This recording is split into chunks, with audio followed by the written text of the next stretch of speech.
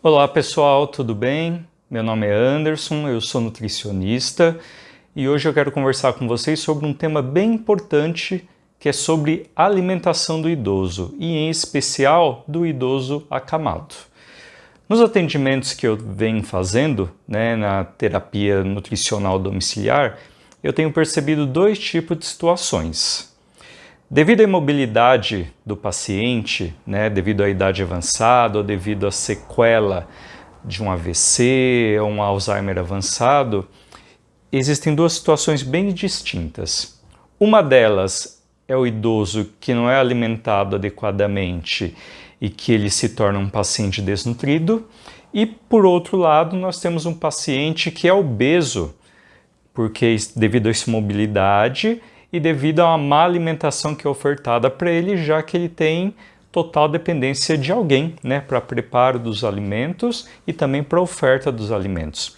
E eu vejo ambas as situações como muito prejudiciais e que precisam ser adequadas. No caso do paciente desnutrido, isso é resultado de uma má alimentação, principalmente da oferta proteica, de alimentos proteicos para esse paciente. Então, por exemplo, o paciente é acamado, não tem uma mobilidade, ele já tem a tendência a ter perda de massa muscular, o que de certa forma é negativo para muita coisa. Daí o alimento que é ofertado para ele não tem uma variedade adequada e a carga de proteína também não é boa. Então a alimentação dele é baseada muitas vezes só em sopa, é baseada muitas vezes só em pão, café com leite. Então ele tem uma alimentação muito pobre em proteínas e em nutrientes. Com isso, há uma grande perda de massa muscular. Com isso, podemos dizer que os ossos, eles ficam mais proeminentes, e uma das principais causas, de lesão em um paciente acamado é a magreza, porque os ossos ficam mais em contato ali com a superfície da cama, com o lençol, e talvez a imobilidade associada, ele tem desenvolvimento de lesões. A imunidade dele fica prejudicada, e isso deixa o idoso suscetível a uma série de doenças que se podem evoluir até ao óbito, infelizmente. Então é importante que a alimentação do idoso acamado, quando ele está tendendo à magreza, à desnutrição, seja adequada.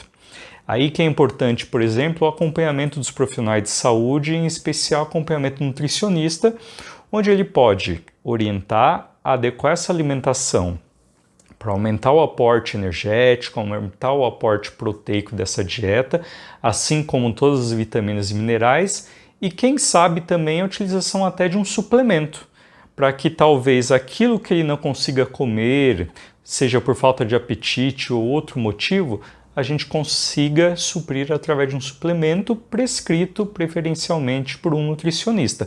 Dessa forma a gente faz com que o paciente não perca tanto peso ou recupere aquilo que ele perdeu e também tenha minimamente uma massa muscular preservada para que ele não atrofie.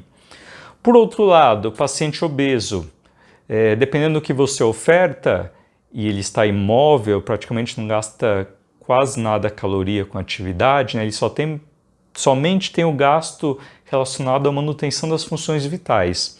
Só que às vezes o apetite dele é normal e os cuidadores continuam dando comida em excesso e não se descuidam em relação a isso, e quando percebem, o paciente está totalmente obeso, dependente obeso.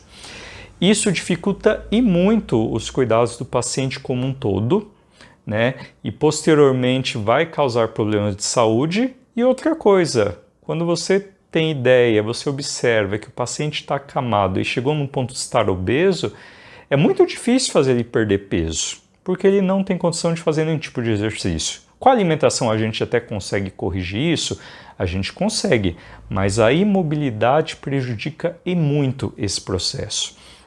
Então eu chamo a atenção para o seguinte: para esses casos de pacientes acamados que têm a tendência a engordar, comecem a tomar cuidado. Comecem a controlar a alimentação, a quantidade, as escolhas alimentares. Não vamos basear a alimentação deles talvez somente em pão, em bolacha, em muito arroz, em muito alimento industrializado. Não, vamos começar a colocar ali alimentos saudáveis, né? Mais verduras, legumes, frutas. Vamos adicionar açúcar, né? Muito açúcar talvez no café que ele tem o hábito de comer, de tomar, seja no leite, enfim. Vamos tomar cuidado com as escolhas, né? Para que ele não tenha um excesso, né, de caloria ali que vai se converter depois em acúmulo de tecido adiposo.